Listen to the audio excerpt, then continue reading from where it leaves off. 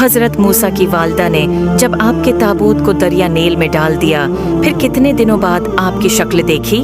ए 2 दिन बाद, बी 7 दिन बाद, सी 3 दिन बाद, डी इनमें से कोई नहीं।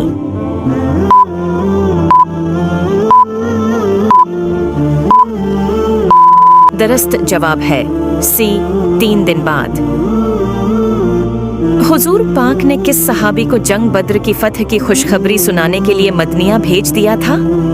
ए हजरत ज़ैद बन हारिस, बी हजरत ज़ैद बन साबित, सी हजरत ज़ैद बन अरकम, डी हजरत ज़ैद बन हारिसा।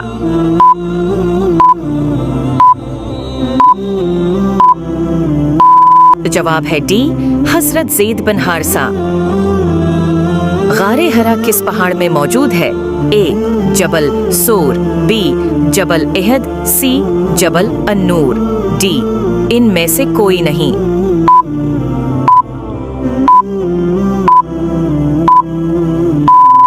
दरअसल जवाब है सी जबल अन्नूर।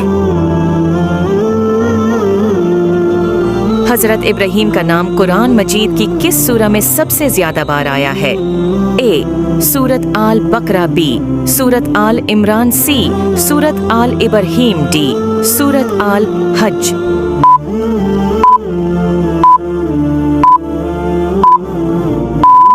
दरअसल जवाब है ए सूरत आल बकरा। पहले वह में कुरान कई कितने आयात नाजिल हुए थीं? ए 4, बी 9, सी 3, डी 5।